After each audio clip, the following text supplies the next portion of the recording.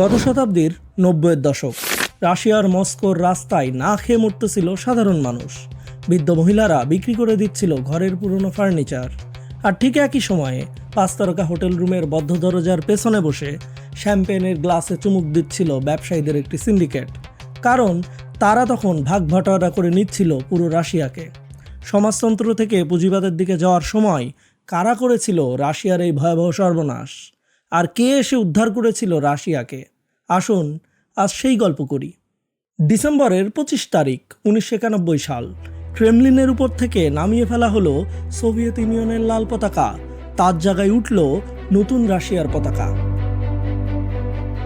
Soviet ইউনিয়নের president পদ থেকে মিখাইল গর্বাচভ রিজাইন করলেন। আর ঠিক পরের দিন অফিসিয়ালি এক সময়ের পরাশক্তি সোভিয়েত ইউনিয়নের পতন হলো আর জন্ম হলো নতুন রাশিয়ার। সোভিয়েত ইউনিয়ন ভেঙে রাশিয়া সহ মোট ১৫টি দেশ তৈরি হয়েছিল। কিন্তু গুরুত্বপূর্ণ বিষয় হচ্ছে, কেবল রাশিয়া সাবেক সোভিয়েত ইউনিয়নের সকল ধার দেনার বোঝা পুরোপুরি নিজের কাঁধে নিল। সোভিয়েত ইউনিয়নের যত চুক্তি, যত ট্রিটি ছিল, যত অব্লিগেশন ছিল, সবগুলোর দায় দায়িত্ব নিল রাশিয়া একাই। কিন্তু কেন? কারণ এটা করে রাশিয়া কার্যত হয়ে গেল সোভিয়েত ইউনিয়নের সাকসেসর স্টেট। সেই হিসেবে সোভিয়েত ইউনিয়নের সকল ফরেন অ্যাসেট অর্থাৎ বিদেশি দূতাবাস, গোল্ড রিজার্ভ, বিদেশি প্রপার্টি এসব পেল রাশিয়া। এবং সোভিয়েত ইউনিয়নের সকল পারমাণবিক বোমার অধিকার নিল রাশিয়া। জাতিসংঘের নিরাপত্তা পরিষদে সোভিয়েত ইউনিয়নের রেখে যাওয়া সিটও পেল রাশিয়া। কিন্তু অন্য দেশগুলো যেখানে নতুনভাবে শুরু করার সুযোগ পেল, রাশিয়া সেখানে শুরুই করল সোভিয়েত ইউনিয়নের রেখে যাওয়া $৭০ বিলিয়ন ঋণের বোঝা কাঁধে নিয়ে। যে ঋণ শোধ করতে রাশিয়ার লেগে গেল পরের ১৭টি বছর। নতুন রাশিয়ার প্রথম প্রেসিডেন্ট বরিস ইয়েলসিন। রাশিয়ার অর্থনীতির অবস্থা তখন ভয়াবহ। দোকানপাট শূন্য, রুটির জন্য দীর্ঘ লাইন, ইনফ্লেশন চরমে, বৈদেশিক মুদ্রার রিজার্ভ নেই বললেই চলে। ইয়েলসিন দেখল এখন দরকার আমূল পরিবর্তন। পুরনো ব্যবস্থা ভেঙে নতুন বাজার অর্থনীতি গড়ে তুলতে হবে। এ কাজে নিয়োগ পেল একদল তরুণ সংস্কারক বা ইয়ং রিফর্মার। এদের লিডার ছিল ইহুদি বংশোদ্ভূত ইগর গাইদার, একজন অর্থনীতিবিদ যিনি বিশ্বাস করতেন সমাজতন্ত্রের সব কিছু ঝেড়ে ফেলতে হলে প্রয়োজন শক থেরাপির। মানে হলো ধীরে ধীরে নয়, এক আঘাতেই ভেঙে ফেলতে হবে পুরনো ব্যবস্থা। গাইদারের দলে ছিল ইহুদি বংশোদ্ভূত আনাতলি চুবাইশ, পিয়তর আবেন এবং আরও অনেকে। এদের বয়স ছিল ৩০-এর কোঠায়। এদের স্বপ্ন অনেক বড়, কথাও বলে বড় বড়, কিন্তু বাস্তব অভিজ্ঞতা নেই বললেই চলে।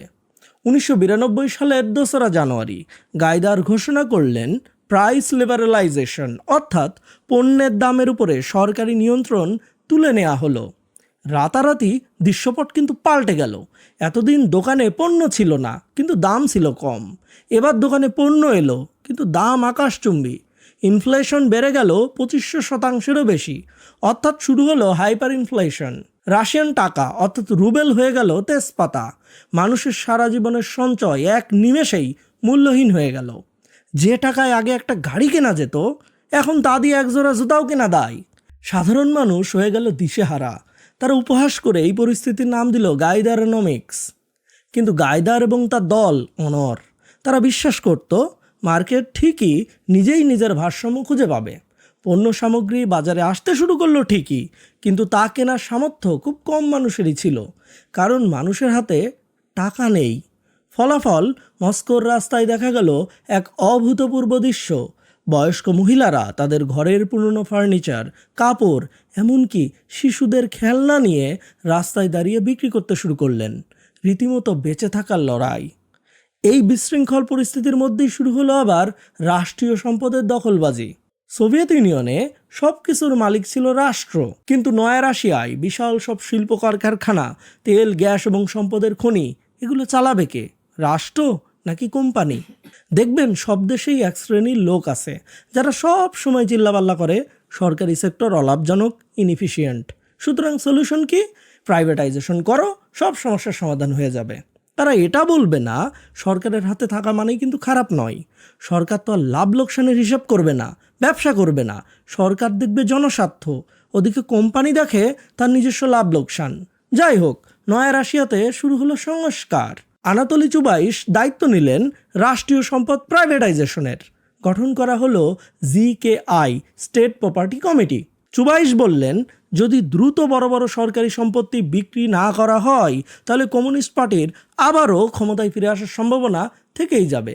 সুতরাং প্রাইভেটাইজেশন করো, অর্থাৎ মানুষের প্রাইভেট প্রপার্টি হোক, নতুন বিত্তশালী শ্রেণী তৈরি হোক, তাহলে তখন এসব বিত্তশালী আর ধনুকুবেরাই নিজেদের সম্পত্তি বাঁচাতে কমিউনিস্ট পার্টির ফিরে আসা ঠেকাবে। কারণ কমিউনিস্টরা ফিরে এলে তাদের সম্পদ আবার রাষ্ট্রায়ত্ত হয়ে যাবে। বুঝলেন তো বিষয়টা? সেই জুজুর ভয়। এই জুজুর ভয় দেখিয়ে কিন্তু কাজ হয়। বনের বাঘ তাড়াতে হায়নার পাল ডেকে আনা যাকে বলে। বাঘের প্রতি হরিণের এতই ঘৃণা যে হরিণ ভুলে যায় হায়নার আগমন তার জন্য ভালো কিছু হবে না। আনাতোলি চুবাইশ 1992 সালে রাশিয়ায় চালু করলেন এক অভিনব পদ্ধতি, ভাউচার প্রাইভেটাইজেশন। এক অদ্ভুত জিনিস, খেয়াল করে শুনুন। সরকার ঘোষণা দিল রাষ্ট্রীয় শিল্প কলকারখানার মালিকানা এবার পাবে আমজনতা, সাধারণ মানুষ। খুব ভালো কথা, কিন্তু জনগণ কিভাবে মালিক হবে? উত্তর হলো এই ভাউচারের মাধ্যমে। এই টাইপের ভাউচার। 1992 সালের 1 অক্টোবর রাশিয়ার প্রতিটি নাগরিক, শিশু, যুবক, বৃদ্ধ সবাই বিনামূল্যে পেল সরকারের কাছ থেকে এই ভাউচার। প্রতিটি ভাউচারের নমিনাল ভ্যালু 10,000 রুবেলের সমান, অর্থাৎ কাইন্ড অফ সরকারের কাছ থেকে পাওয়া একটা গিফট কার্ড। এই ভাউচার দিয়ে মানুষ করবেটা কি?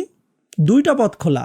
এক, শেয়ার মার্কেটে গিয়ে এই ভাউচারটি এক্সচেঞ্জ করে রাষ্ট্রীয় কোনো কোম্পানির শেয়ারের মালিক হওয়া, অথবা দুই, এত ঝামেলা না করে কারো কাছে বিক্রি করে দেওয়া ভাউচারটি।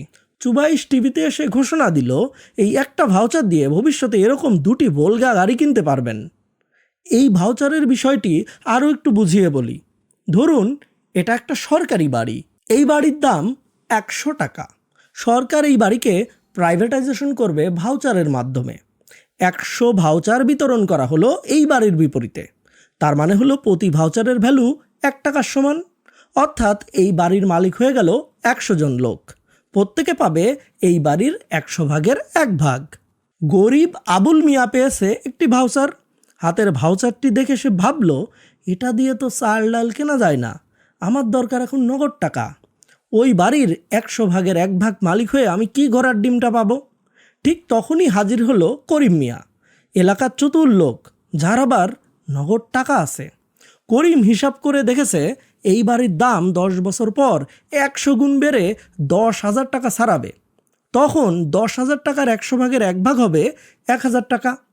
করিম মিয়া এবার আবুলকে গিয়ে বলল, দেখো ভাই আবুল, এই ভাউচার তোমার কোনো কাজে আসবে না, এটা আমাকে দিয়ে দাও, আর এই নাও 10 টাকা।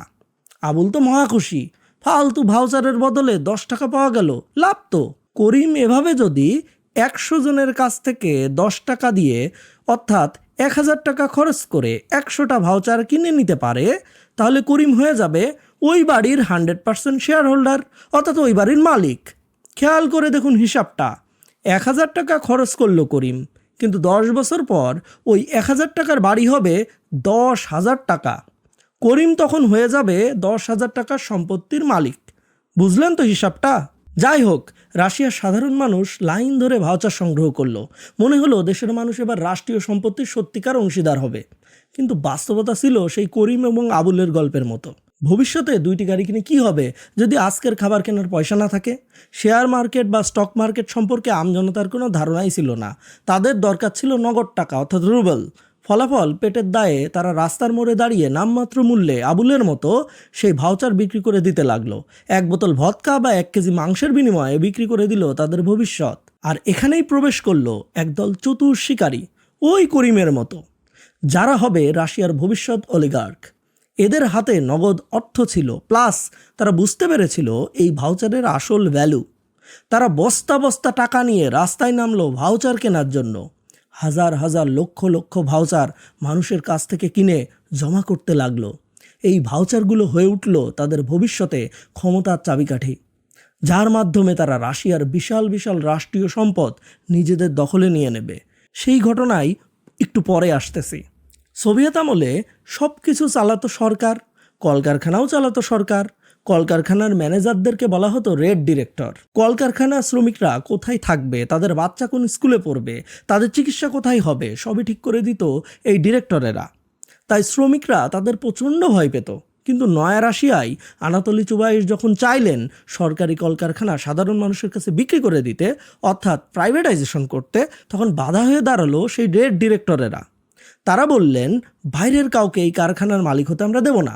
চুবাইশ দেখলো এদের সাথে গায়ের জোরে পারা যাবে না, তাই তিনি একটি আপোষ করলেন। চুবাইশ ওইসব রেড ডিরেক্টরদের খুশি করার জন্য অপশন 2 নামে একটি নতুন নিয়ম চালু করলেন। নিয়মটি ছিল অনেকটা এরকম: একটি কারখানার 51% মালিকানা ওই কারখানারই শ্রমিক এবং ম্যানেজাররা কিনতে পারবে, বাকি 49% শেয়ার বাইরের সাধারণ মানুষের কাছে বিক্রি করা হবে। কেন এটা করা হলো? যেহেতু 51% শেয়ার মানেই কারখানার পূর্ণ নিয়ন্ত্রণ, তাই ডিরেক্টররা ভাবলো, যাক বাবা, বাইরের কেউ আমাদের হুকুম দিতে পারবে না, নিয়ন্ত্রণ আমাদের হাতেই থাকবে। তাই তারা এই নিয়মে রাজি হয়ে গেল। কাগজে কলমে মনে হলো কারখানার মালিক এখন শ্রমিক প্লাস ডিরেক্টর প্লাস সাধারণ মানুষ। কিন্তু বাস্তবে ঘটল উল্টোটা। রেড ডিরেক্টররা অশিক্ষিত বা গরিব শ্রমিকদের ভয় দেখালেন, অথবা সামান্য কিছু টাকা ধরিয়ে দিয়ে বলল, তোর শেয়ার বা ভাউচার আমার নামে লিখে দে। আবুলের মতোই শ্রমিকদের তখন দরকার নগদ টাকা।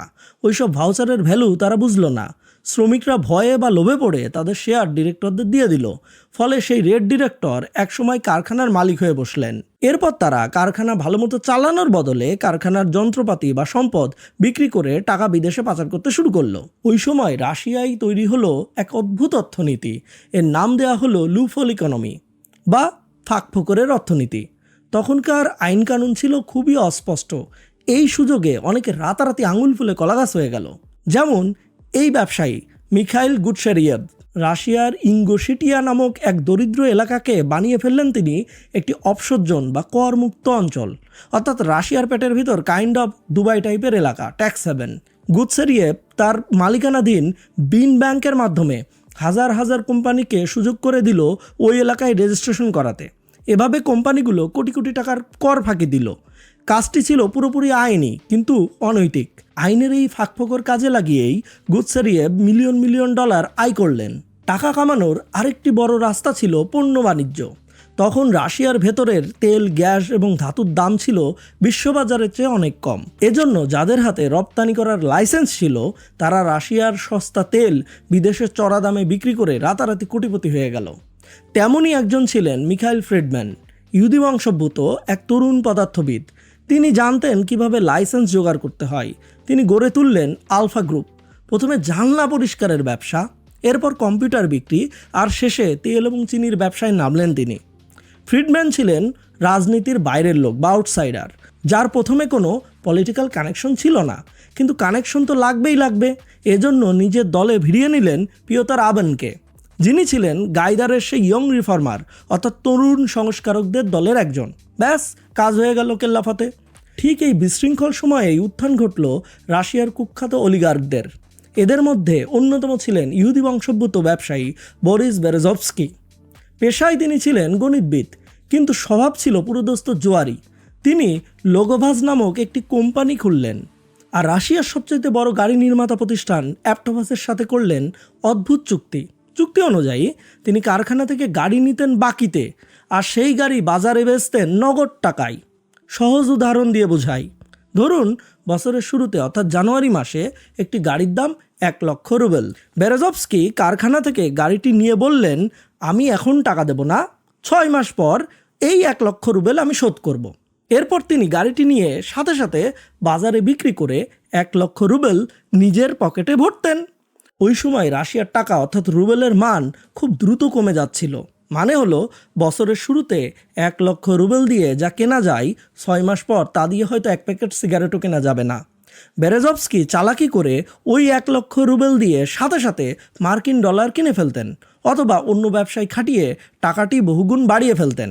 6 মাস পর গাড়ি কোম্পানিকে তিনি 1 লক্ষ রুবেল শোধ করতেন, কিন্তু ততদিনে ইনফ্লেশনের কারণে ওই 1 লক্ষ রুবেলের দাম কমে হয়তো তেজপাতা হয়ে গেছে। কারখানা পেল নামমাত্র মূল্যহীন কিছু কাগজে নোট, আর বেরেজভস্কি মাঝখান দিয়ে আসল সম্পদের মালিক হয়ে গেল। অর্থাৎ রাশিয়ার খারাপ সময়ে যার মাথায় একটু শয়তানি বুদ্ধি ছিল সেই ফায়দা তুলেছে। বেরেজভস্কি ছিলেন একজন মাস্টার ম্যানিপুলেটর। প্রেসিডেন্ট ইয়েলসিনের পরিবারের ঘনিষ্ঠ হয়ে গেলেন তিনি। ইয়েলসিন পরিবারকেই তিনি দুর্নীতিতে পরিচিত করলেন। কিভাবে? কথার কথা, বেরেজভস্কি যদি ইয়েলসিনকে সরাসরি এক সুটকেস ভর্তি টাকা দিয়ে বলতেন, স্যার এই নেন ঘুষ এবং আমাকে কিছু ব্যবসা বাণিজ্যের সুবিধা দিন, তাহলে সেটা হতো অপরাধ। পুলিশ বা বিরোধীরা জেনে গেলে ইয়েলসিন এবং বেরেজভস্কি দুজনেই ফেঁসে যেত। তাই বেরেজভস্কি অন্য পথ ধরলেন। তিনি ইয়েলসিনের লেখা বায়োগ্রাফি ছাপানোর দায়িত্ব নিলেন।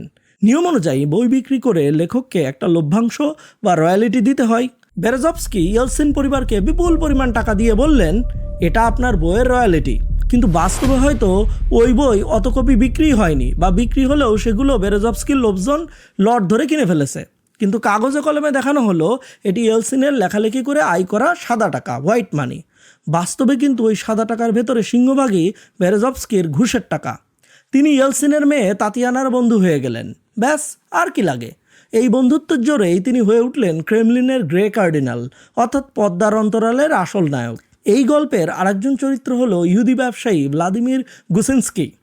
তিনি ছিলেন একজন ব্যর্থ থিয়েটারের পরিচালক, কিন্তু হয়ে উঠলেন রাশিয়ার মিডিয়া মোগল। মোস্ট ব্যাংক নামের একটি ব্যাংকের মালিক ছিলেন তিনি। তবে তার আসল শক্তি ছিল মস্কোর শক্তিশালী মেয়র ইউরি লুসকভের সাথে বন্ধুত্ব। লুসকভকে পটালেন তিনি, বললেন সরকারি তহবিলের বিশাল অঙ্কের টাকা মোস্ট ব্যাংকে রাখতে। তেমনটিই করা হলো। এখন একটি ব্যাংকে যদি সরকারি তহবিলের বিপুল পরিমাণ টাকা জমা থাকে, তাহলে সেই টাকা দিয়ে ব্যাংক ব্যবসা করে ফুলে ফেঁপে ওঠার সুযোগ পায়। সেটাই হলো। টাকা পয়সা হয়ে গেলে এরপরে প্রতিষ্ঠা করলেন তিনি এনটিভি, যাকে বলা হতো রাশিয়ার প্রথম স্বাধীন টেলিভিশন চ্যানেল। কিন্তু বাস্তবে এটা একটা বেসরকারি প্রোপাগান্ডা চ্যানেল। গুসিনস্কির হাতে যখনই মিডিয়া চলে আসলো, তখন তিনি হয়ে উঠলেন রাজনীতির এক বড় খেলোয়াড়। আফটার অল তিনি এখন ন্যারেটিভ তৈরি করতে পারেন, ন্যারেটিভ বিশারদ। অন্যদিকে আরেক ইহুদি ব্যবসায়ী মিখাইল খোদরকভস্কি ছিলেন একদম ভিন্ন ধাঁচের একজন ঠান্ডা মাথার খেলোয়াড়। যৌবনে তিনি ছিলেন কমিউনিস্ট যুবলীগ বা কমসমলের একজন নেতা, কিন্তু নয়া রাশিয়ায় তিনি হয়ে গেলেন পুরোদস্তর পুঁজিবাদী। তিনি প্রতিষ্ঠা করলেন ম্যানহাটন ব্যাংক। তিনি নিজেই বলতেন, আমাদের প্রজন্মই একমাত্র প্রজন্ম যারা রাশিয়াতে সত্যিকার ধনী হতে পারবে, কারণ আমাদের কোনো নিয়মকানুন মানতে হয় না। তিনি ভাউচার কেনাবেচার মাধ্যমে বিশাল সব কলকারখানার মালিক হয়ে গেলেন। আরেকজন ছিলেন ভ্লাদিমির পোতানিন। তিনি সবার চেয়ে আলাদা। তিনি ছিলেন সোভিয়েত ইউনিয়নের এক আমলার ছেলে। তিনি প্রতিষ্ঠা করেন অনেক্সিম ব্যাংক। পোতানিন ছিলেন স্মার্ট, ঝরঝরে ইংরেজি বলতেন এবং বাইরে থেকে তাকে ভদ্রলোক মনে হলেও তিনিই ছিলেন সেই ব্যক্তি যিনি রাশিয়ার অর্থনীতির কফিনে শেষ পেরেকটি ঠুকে দিয়েছিলেন। 1995 সাল। প্রেসিডেন্ট ইয়েলসিন এবং তার সরকার তখন খাদের কিনারায়। একদিকে প্রথম চেচেন যুদ্ধে রাশিয়ার ভরাডুবি, অন্যদিকে রাষ্ট্রীয় কোষাগার একদম শূন্য। জনগণের কাছে সরকারের জনপ্রিয়তা তলানিতে। পরের বছর অর্থাৎ 1996 সালে আবার প্রেসিডেন্ট নির্বাচন। এদিকে সোভিয়েত ইউনিয়ন পতনের 5 বছর যেতে না যেতেই কমিউনিস্ট পার্টি ঝড়ের গতিতে জনপ্রিয়তা পাচ্ছে। মানুষ বলতেছে, আগেই তো ভাই ভালো ছিলাম, সুপার পাওয়ার দেশের নাগরিক ছিলাম, আর এখন হয়ে গেছি ফকির। ইয়েলসিন সরকার রীতিমতো আতঙ্কিত হয়ে পড়ল, কারণ যদি কমিউনিস্টরা এবার ভোটে জিতে ক্ষমতায় চলে আসে, তবে সংস্কারকদের জায়গা হবে সোজা জেলখানায়। ঠিক এই সুযোগটাই নিলেন চতুর ভ্লাদিমির পোতানিন। তিনি সরকারের কাছে এক জাদুকরী প্রস্তাব নিয়ে এলেন। বললেন, সরকারের টাকার দরকার, আমাদের কাছে টাকা আছে, আমরা দেব টাকা। আপনারা রাষ্ট্রায়ত্ত বড় বড় কোম্পানিগুলোর শেয়ার আমাদের কাছে বন্ধক রাখুন, আমরা সরকারকে ঋণ আকারে টাকা দেব। এই স্কিমটির নাম দেওয়া হলো লোনস ফর শেয়ার। কিন্তু এটি ছিল আসলে একটা শয়তানি চুক্তি, কারণ সরকার খুব ভালো করেই জানতো এই ঋণ তারা কোনোদিন শোধ করতে পারবে না। আর নিয়ম ছিল একেবারেই পরিষ্কার, ঋণ শোধ করতে না পারলে শেয়ার চিরতরে ঋণদাতার হাতে চলে যাবে। তখনকার উপপ্রধানমন্ত্রী আনাতলি চুবাই সব বুঝেও এই প্রস্তাবে রাজি হয়ে গেল, কারণ সমীকরণ ছিল সোজা। অলিগার্করা যদি বিপুল সম্পদের মালিক হয়, তবে নিজেদের সম্পদ বাঁচাতে তারা ইয়েলসিনকে নির্বাচনে জেতানোর জন্য জান প্রাণ দিয়ে চেষ্টা করবে। ব্যাস, শুরু হয়ে গেল ইতিহাসের অন্যতম বড় লুটপাটের আয়োজন। আইন অনুযায়ী সরকার বড় বড় রাষ্ট্রায়ত্ত প্রতিষ্ঠানের শেয়ার ইচ্ছামতো যে কাউকে ডেকে এনে দিয়ে দিতে পারে না। তাই স্বচ্ছতা দেখানোর জন্য ডাকা হলো নিলাম। কিন্তু এই নিলাম ছিল পুরোটাই একটা সাজানো নাটক। ভ্লাদিমির পোতানিন নিজেই ছিলেন নিলামের পরিচালক, আবার তিনি নিজেই ছিলেন ক্রেতা। তার টার্গেট ছিল নরিলক্স নিকেল, বিশ্বের বৃহত্তম নিকেল এবং প্যারাডাইম উৎপাদনকারী একটি প্রতিষ্ঠান, যার বার্ষিক আয় ছিল বিলিয়ন বিলিয়ন ডলার। কিন্তু পোতানিন এটি কিনলেন মাত্র 170.1 মিলিয়ন মার্কিন ডলারে। আসলে যেটা হয়েছিল, পোতানিন অন্য কাউকে নিলামে ত্রিসীমানায় ঘেঁষতেই দেননি। একই কায়দায় মিখাইল খোদরকভস্কি দখল করলেন রাশিয়ার দ্বিতীয় বৃহত্তম তেল কোম্পানি ইউকোস। তার নিজের ব্যাংক সেই নিলামের আয়োজন করলো, আর তার নিজেরই একটি দামি কোম্পানি লাগুনা মাত্র $159 মিলিয়ন বিলিয়ন ডলারের কোম্পানি কিনে নিল। অন্যদিকে সেই বরিস বেরেজভস্কি এবং তার তরুণ শিষ্য ইহুদি ব্যবসায়ী রোমান আব্রামোভিচ মাত্র $100.3 মিলিয়ন দখল করলেন লাভজনক তেল কোম্পানি সিবনেফট। এই একটি স্কিম অর্থাৎ লোনস ফর শেয়ারের মাধ্যমে রাশিয়ার সবচেয়ে মূল্যবান সম্পদগুলো পানির দরে গুটি কয়েক মানুষের ব্যক্তিগত সম্পত্তিতে পরিণত হলো। রাষ্ট্র হলো দেউলিয়া, আর রিচ অলিগার্করা হয়ে উঠল সুপার রিচ। 1996 সালের শুরুতে প্রেসিডেন্ট ইয়েলসিনের জনপ্রিয়তা একেবারে তলানিতে। রাশিয়ার সবাই তখন মোটামুটি নিশ্চিত কমিউনিস্ট পার্টি এবার ভোটে জিতে ক্ষমতায় আসবে, ইয়েলসিন হারবে। কিন্তু ফেব্রুয়ারি মাসে সুইজারল্যান্ডের ডাভোসে এক হোটেল রুমে ঘটল এক ঐতিহাসিক ঘটনা।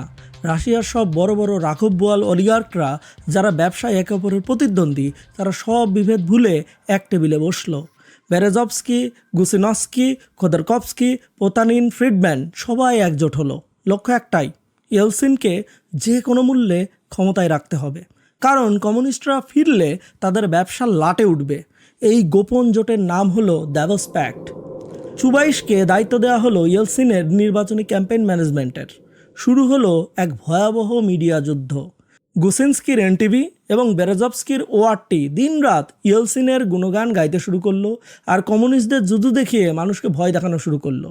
টাকার বন্যা বয়ে গেল টিভি চ্যানেলগুলোতে। অলিগার্করা মিলিয়ন মিলিয়ন ডলার ঢালতে শুরু করলো প্রচারণায়। এমনকি আমেরিকা থেকে রাজনৈতিক উপদেষ্টা ভাড়া করে আনা হলো। মানুষকে উদ্দেশ্য করে স্লোগান দেওয়া হলো, ভোট দাও আর না হয় লুজার হও, ভোট অর লুজ। অসুস্থ শরীরে ইয়েলসিন রক কনসার্টে নাচলেন, তরুণদের মন জয় করার আপ্রাণ চেষ্টা করলেন তিনি।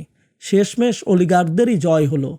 3রা জুলাই 1996 দ্বিতীয় দফা নির্বাচনে ইয়েলসিন 53% ভোট পেয়ে বিজয়ী হলো, আর প্রতিপক্ষ কমিউনিস্ট পার্টির নেতা গ্রেনেডি জিউয়ানভ পেয়েছিল 40% ভোট। দ্যাভোস প্যাক্ট সফল হলো।